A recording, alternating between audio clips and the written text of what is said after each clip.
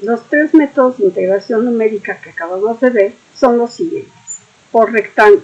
Entonces lo que tenemos es la curva, una partición y construimos estos rectángulos. Y llegamos a la fórmula que la integral de a b de f de x de x era aproximadamente igual a b menos a entre n, que multiplica a f de x0 más f de x1 más puntos suspensivos más f de xn menos 1. El segundo método que vimos es por trapecios.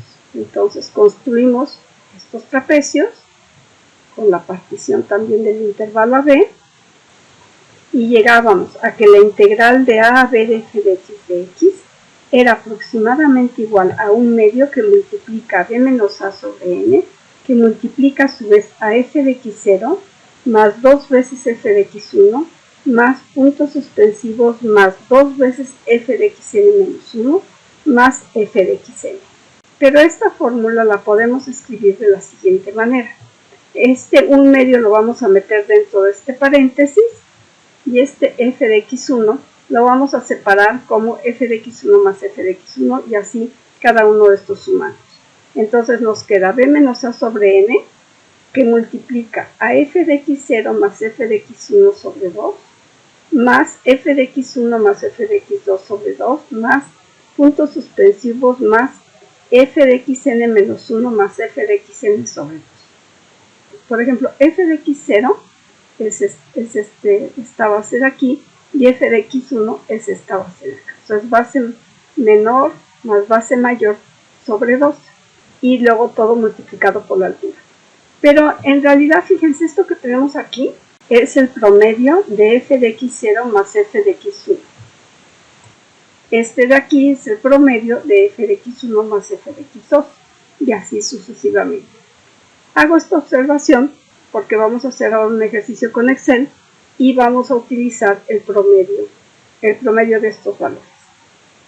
Y finalmente vimos el método de trapecios parabólicos, cuya fórmula es aproximadamente igual a 1/3 de b menos a sobre 2n, que multiplica a f de x0 más 4 veces f de x1 más 2 veces f de x2 más puntos suspensivos más f de x de 2 que multiplica n menos 1 más 4 por f de x de 2n menos 1 más f de x de 2n. Bueno, el ejemplo que vamos a ver es la integral de 0 a 1 de dx entre x cuadrada más 1. Sabemos que esta integral es igual al arco tangente de x evaluada entre 0 y 1, es decir, esto es igual al arco tangente de 1 menos el arco tangente de 0. Como el arco tangente de 0 es 0 y el arco tangente de 1 es pi cuartos, esta integral es igual a pi cuartos. Pero si este 4 lo pasamos al otro lado en la igualdad, entonces nos queda que 4 veces esta integral debe darnos una aproximación numérica del número pi.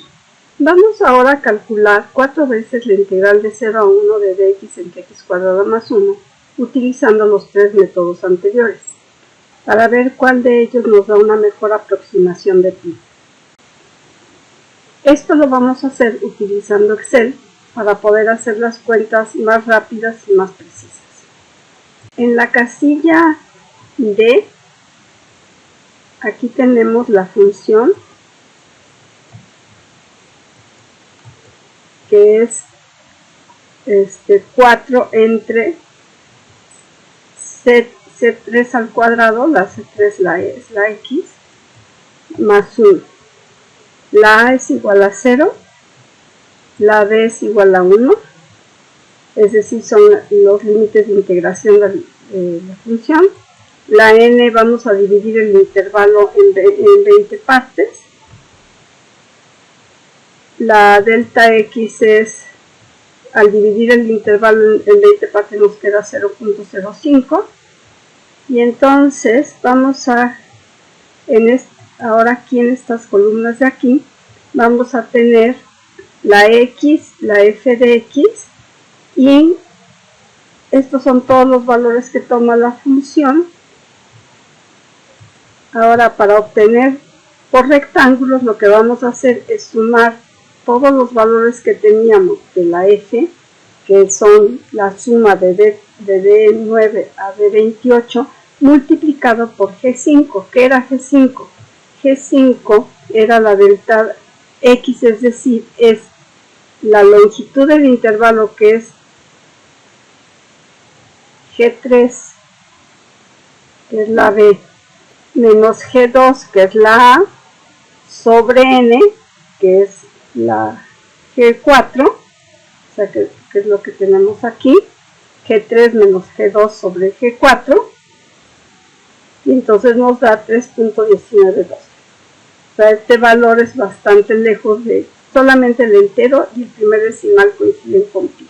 O sea, es una aproximación que no es muy buena. Para ver la fórmula de los trapecios, entonces aquí tenemos el promedio de... Aquí tenemos el promedio de f de x más f de x más 1. Entonces sumamos todos los promedios. Y para obtener la regla de los trapecios es la suma de las funciones multiplicadas otra vez por G5. Y entonces nos da 3.1412. Esta es mejor aproximación que la anterior. En este caso ya tenemos el entero y 3 decimales iguales. Y finalmente vamos a ver, utilizando la fórmula de Simpson, y aquí utilizamos, por ejemplo, en esta, que es I9 más 4 por I10 más I11. Y entonces en cada una de estas vamos a obtener la fórmula de Simpson. Y finalmente, para obtener toda la suma de Simpson, tenemos que es la suma de estas funciones multiplicados por G6 sobre 3. Entonces la G6 era G3 menos G2 entre 2 por G4. O sea, era la longitud del intervalo multiplicado por 2 veces la G4, que era 20, es decir, porque teníamos el intervalo de 40, ¿sí? Y entonces nos da, ahora sí, por la regla de Simpson, 3.1415. O sea, tenemos el entero y 4 decimales iguales a pi, y solamente ya a partir del 9 ya no son iguales, pero es una muy buena aproximación de pi. Bueno, con esto terminamos el tema de aplicaciones de la integral. Les quería decir que esta parte de integración numérica es solamente para que la conozcan. No va a venir en el examen ni se va a preguntar tampoco en las tareas.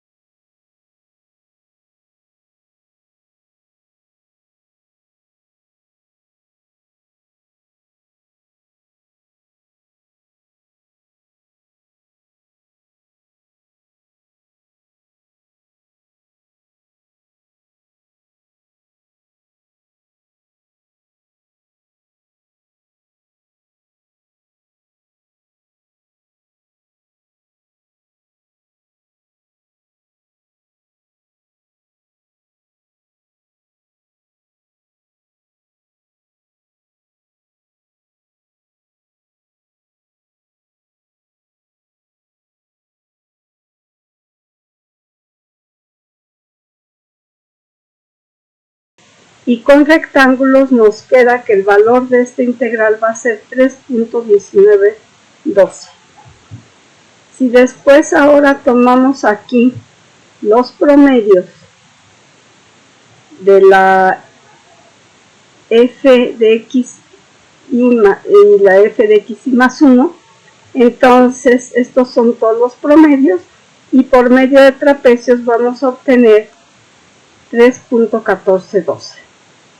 Y finalmente, para hacer Simpson, el intervalo lo vamos a dividir en 40 partes en lugar de en 20, y aquí está calculada la función, perdón, aquí está calculada la función que tenemos que hacer con Simpson, y a la hora de hacer las cuentas nos queda que es 3.14159, o sea, aquí ya es el 9 es el que ya no está bien, pero bueno, tenemos 4 cifras decimales exactas, y entonces la mejor aproximación es con Simpson. En este caso, no siempre suele ser Simpson si tiene alguna curvatura en la función, suele ser Simpson, pero no siempre tiene por qué ser. A veces con rectángulos trapecios nos da una muy buena aproximación. Entonces, hacer las cuentas así es muy laborioso, pero gracias a Excel se pueden hacer rápidamente.